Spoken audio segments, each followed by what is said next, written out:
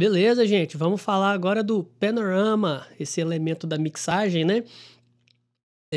Muito conhecido aí como pan, né? Que vem escrito nas mesas de som, nos programas de gravação. Então, da onde que vem o pan, né?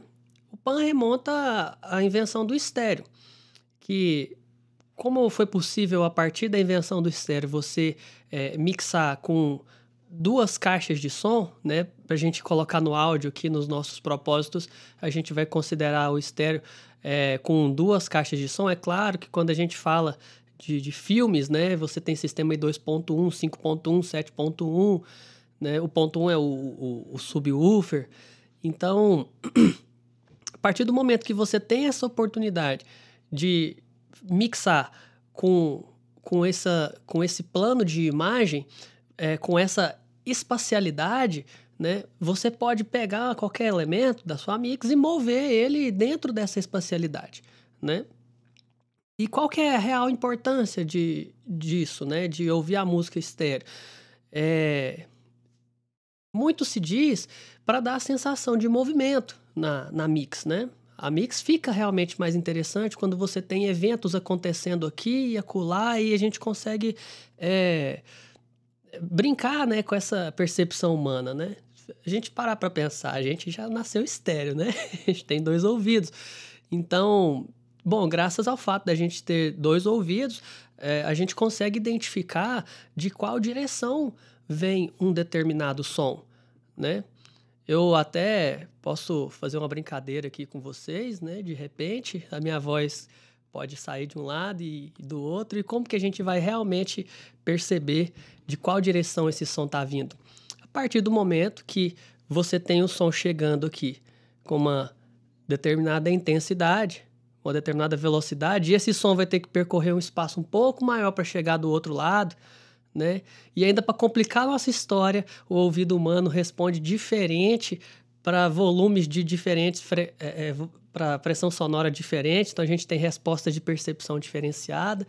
Então, é um prato cheio aí para a gente explorar esse campo de percepção humana e trazer isso para a mixagem de uma forma que torne ela realmente mais atrativa. Com um simples botãozinho de pan, você pode mudar um elemento que está de um lado, passar ele para o outro, né? E então você consegue produzir esses efeitos. E o Bob Hoskins coloca a importância do pan também, como ele faz uma analogia com um filme, né? Uma cena de cinema. Imagina você, uma cena de um filme de faroeste, tá lá e tá o cowboy no meio da cena lá, no cavalo dele e tudo. E aí ele começa a ser atacado por alguns índios e tudo, ele tá lá. Se você pensar se o diretor posicionar a câmera de forma que os índios estão atrás do cowboy, você não consegue ver o ataque surpresa, então você acaba com o suspense da cena, né? Mas aí se o diretor, por exemplo, posicionar a câmera diferente, de modo que vai mostrar os índios saindo de trás da sombra do cowboy, né, e tal, e aí já fica mais emocionante a cena. Ou então, melhor ainda, né, os índios podem estar vindo, né, de frente, num plano, sei lá. Vocês entenderam? Então, a importância do panorama é de colocar realmente cada elemento da mix no seu devido lugar para que até eles façam sentido um com o outro, completando, né? A princípio é muito fácil a gente entender o pan, mas também é muito fácil a gente utilizar o pan de forma errada. Então, vou fazendo essa rolagem aqui para vocês se vocês quiserem ler, claro, né? Fique à vontade, dá o pause no vídeo. Eu recomendo pra caramba. Então, vamos começar a entender essa história do pan. Phantom Center. O que vem a ser o Phantom Center? Bora lá. Se você tem dois alto-falantes e o som está sendo reproduzido, vamos supor o mesmo sinal está sendo reproduzido nos dois, onde que a gente escuta o som? No meio, né? A gente fala no centro. Aí eu te pergunto, tem alto-falante no centro? Não tem. Então, essa é a ideia de centro fantasma, né, é como se ele produzisse um terceiro alto-falante, uma terceira fonte entre duas fontes que reproduzem o mesmo som. Então, esse é o efeito do Phantom Center. É claro, assim, que para efeito do áudio, não existe nenhum problema a gente utilizar apenas dois sistemas, porque duas fontes, né? O lado esquerdo e o lado direito, porque sempre na mixagem a gente vai procurar buscar esse equilíbrio, então colocar os elementos principais no centro, então ela acontece quase que como um teatro mesmo, né, imaginário na mente de quem ouve uma música, que a massa fica mais concentrada no centro. Só que para o cinema é um pouco diferente a história. O cinema teve que aderir ao terceiro speaker. Por quê? Porque normalmente quando você tentava mixar só com os dois alto-falantes e você queria casar os eventos da sua cena com o sistema de som, podia acontecer do ouvinte ficar um pouco perdido, né? Do som ficar saindo muito mais de um lado, ficar saindo muito mais de outro. Então, o sistema de 3 alto-falantes no cinema acaba sendo mais interessante para criar uma ancoragem do som, né? Vamos dizer assim. Então, The Big Tree, o que vem a ser? E o panorama ele é construído por 3 pontos principais na espacialidade da mix. Você tem o lado esquerdo, o lado direito, e você tem o centro, né? Pode ser que você veja isso aí como LCR, né? Em muitos lugares vai estar escrito LCR, não se assuste, é Left, Center, Right. Então, quando o estéreo, né, ele foi difundido mais na década de 60, apesar de ter sido inventado na década de 30, né, demorou aí 30 anos para o povo começar a usar, a entender, né, o quanto era interessante. Então a galera começou a fazer mix de tudo quanto é jeito de você imaginar. Você fazia mix com voz de um lado e banda de outro. Simples assim. Você fazia o som com o baixo de um lado e a guitarra do outro, né? Tipo, o bagulho era meio tenso, não tinha regra não. E além disso, as mesas de som não tinham o pan de você regular quanto que ia pra lá, não. Era na chave. Esquerdo, direito, centro.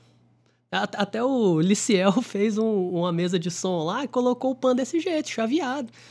Achei a coisa mais interessante, fiquei com vontade de usar, né? Pra tirar essa coisa da gente aí de ficar, né, dosando centavos aí no pan. O que tem que ser pra esquerda é pra esquerda, tem que ser pra direita é pra direita, e o que tiver que funcionar nos dois, a gente dá um jeito. Faz um bus, manda, faz um send pra um canal estéreo, enfim, coisas que a gente vai falar mais futuramente na hora de praticar a nossa mix. Então, essa questão de às vezes jogar o grave muito para um lado, fora do centro da mixagem, acabou gerando alguns problemas na hora de prensar o vinil, né? Que, segundo conta a história aqui, existia problemas na hora de escrever o grave, que ele estava desbalanceado em um lado, estava desbalanceado em relação ao outro, isso acabava danificando o que ele chama de Master Lacquer Disc, né? O disco mestre lá que ia fazer a prensagem dos outros discos. Então acabaram desenvolvendo um sistema lá que balanceava o grave para ele sempre sair no centro. Isso ocorre justamente porque o grave no áudio é uma onda muito energética, né? Então, se você puder dividir a energia desse grave para o esquerdo, para o direito, né? Você vai concentrar essa massa mais no centro. Então, é o que praticamente a gente ouve em toda a mixagem, né? Eventualmente, por uma questão artística, eu quero que o meu baixo fica do lado esquerdo. Tô nem aí. O meu baixista, ele tá fazendo lá, eu quero que ele toque do lado esquerdo. Aí tudo bem, a gente vai atender você. A gente vai fazer uma separação de banda no seu contrabaixo, vai pegar, vai fazer um corte, um low pass filter de 150 para trás, vai deixar ele lá no centro com a massa gorda dele e vai pegar a parte mais timbrosa do seu baixo ali, de 200 para cima, e vai jogar ele pro lado que você quiser, não tem problema nenhum, tá vendo? A mixagem resolve vários problemas. Então, só mais dando de exemplo, né? Então, essa questão do grave acaba sendo resolvida realmente trabalhando com ele no centro. A gente até consegue melhorar o balanço da energia dos dois alto-falantes. E até porque, vamos convir, é muito estranho você escutar uma coisa grave de um lado, aguda do outro, né? Fica, não sei, talvez é o costume que a gente tem de ouvir música da forma como a gente ouve. Então, em razão dessa difusão aí do estéreo, começaram a surgir muitos dispositivos, como é que eles falam? Pseudo-estéreo, né? Dispositivo pseudo-estéreo, por exemplo, seria aqueles teclados que vêm com saída LR. Geralmente, você olha um teclado até hoje, você vê lá, né? LR, output left, mono e right. Então, você tem 2 outputs para fazer estéreo. E é inevitável que as pessoas tenham um instinto de fazer o pan 100% para cada lado. Então, quando isso acontece, na realidade, acaba se criando o que se chama de big mono, né? Você, ao invés de você ter um mono, né, que é no centro e tudo, você acaba criando um grande mono que pega dos confins do L até o R, e você cria você não cria realmente uma imagem, né, do som estéreo. Na realidade, já se aprimorou bastante, muitos dispositivos hoje, pedaleiras, e até teclados mesmo, que vêm com esse dispositivo. Normalmente, você vai usar o estéreo sendo para ele propagar algum efeito, um reverb, alguma coisa, né? E essencialmente, quando ele estiver trabalhando sem maiores processamentos, sinal seco, né? Ou ele vai sair no centro mesmo, ou onde você determinar. O fato é que, no final das contas, é a gente que abre o pan e a gente tem cuidado com isso. Se o instrumento dá a oportunidade de a gente puxar os canais separados, né, muito bom, mas é a gente que tem a obrigação de colocar o panning corretamente, fazer o panorama correto. Então, até achei interessante aqui o Dave Pensado, né? Ele coloca aqui que a visão dele, essa história do Big Mono, né? Se você for parar para pensar, você pega uma guitarra, dobra, pá, 100% esquerda e direita. Você pega um sintetizador, dobra, pá, 100% esquerda e direita. Você pega, sei lá, um trompete, faz um mid-side, pá, esquerda e direita. Então, o que você está criando? É como se você estivesse criando grandes layers, né? Grandes camadas de instrumento que fica um atrás do outro. Ora, se você quer fazer uma imagem estéreo, como é que você vai colocar uma coisa na frente da outra? Isso é a mesma coisa de você querer fazer um estéreo, né? De você querer tirar uma fotografia e colocar um monte de gente de braço aberto e colocar um atrás da outra, né? Você vai estar fazendo um big mono, né? Eu acho que essencialmente é essa a ideia. Então, o Dave Pensado, ele traz uma percepção diferente de como trabalhar com estéreo. Evitar de trabalhar com 100% de paneamento nos instrumentos, né? É claro que isso aí vale quando a gente está falando de mixagens com vários elementos. Eu fiz uma mix ali, comecei com um violãozinho, voz inocente, que ia ser que não ia passar daquilo, abri um violão para cada lado, abri espaço para voz, tá? Aí eu fui colocando mais coisas, já estou pensando em alterar aquele pan. Então, bora lá. Você vai fazer uma imagem estéreo, pega o sinal seco, joga ele para cá um pouquinho, e daí você joga ele para um master para um bus, faz um send para um bus de reverb, e joga o reverb daquele instrumento ali, ó, completando aquela faixa, para ele ter uma espacialidade ali dentro, né? Mas naquela região. Pronto, cara, você fez um excelente trabalho de pan, né, de estéreo. Claro que isso aí vai ter um outro elemento ali, né?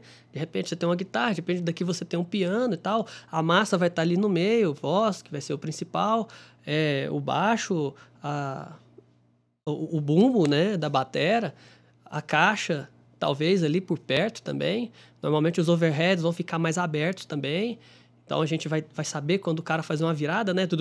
Vai passar de um lado para o outro. Então é um efeito interessante aí que o estéreo proporciona.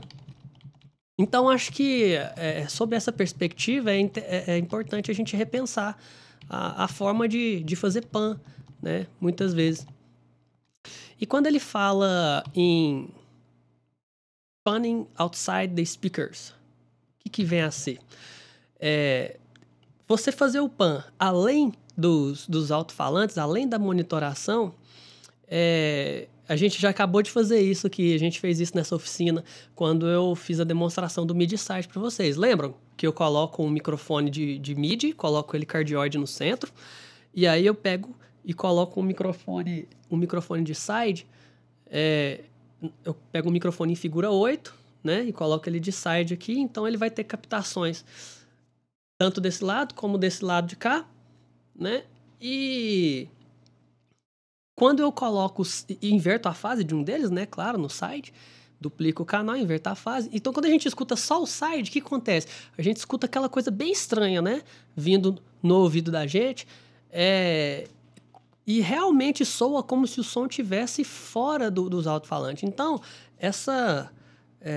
às vezes você mexer com esse jogo de fases, você pode ter consequências positivas ou negativas, sabendo usar, ou não, né? Então, no caso do estéreo, da imagem estéreo por midi-side, né? Quando a gente tenta fazer isso, o que a gente faz? A gente tenta trazer um pouco do side e ele vai chegando, vai juntando na nossa mix um pouco mais nos extremos da espacialidade LR, né?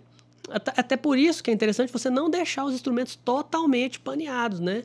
Você deixar ele um pouco menos, até para sobrar ali um espaço para a gente poder vir com essa sonoridade, às vezes, de um midi-side que você queira fazer, tanto na sua mix como na sua master, ou em algum elemento da sua mix, né? Então, existem aspectos positivos e negativos relacionados a isso. Por fim, em relação ao pan, né, tem algumas dicas, né, dos renomados aí. E só para fechar aqui, vamos ver aqui, o David Sussman. Ele fala que quando ele grava a dance music, quando ele produz um dance music, ele evita de usar a pan exagerado para um lado ou para o outro, porque ele diz que na pista de dança, se a pessoa estiver no meio, ela vai acabar sendo prejudicada, ela não vai ouvir um determinado arranjo. Então, ele quer gerar essa espacialidade, sim, ele quer separar bem os elementos da mix, mas ele quer também, né, que seja audível no centro. O Don Smith falou uma coisa que eu achei até engraçado. Fazer o pan ouvindo mono. Imagina que loucura. Pô, mas como assim? O pan, você não acabou de falar. A primeira coisa que você falou que o pan só serve para quando você tem estéreo? Sim. Mas que nada impede que eu vá dosar o meu pan ouvindo um só alto-falante. Pensa bem, nesse caso é quase como se eu estivesse fazendo um balance, né? Imagina que eu estou mixando a minha música. Eu vou falar, desligo o alto-falante de um lado aqui, vou escutar só do outro. E aí à medida que eu vou mexendo no botão de pan, eu vou tendo uma alteração na intensidade que aquele instrumento está vindo em relação aos outros que estão vindo junto, né? Então eu consigo colocar ele de uma maneira talvez mais adequada, não muito alto, não é muito baixo. Enfim, eu consigo estabelecer aí, quase que por uma análise de balance, como que o meu pan vai soar da melhor forma, né? E Joe Ciccarelli também, né? Ele compara a você usar o pan a você usar um equalizador, porque o pan ele é realmente muito eficiente para você separar elementos conflitantes na sua mixagem, né? Eu posso ter quer ver?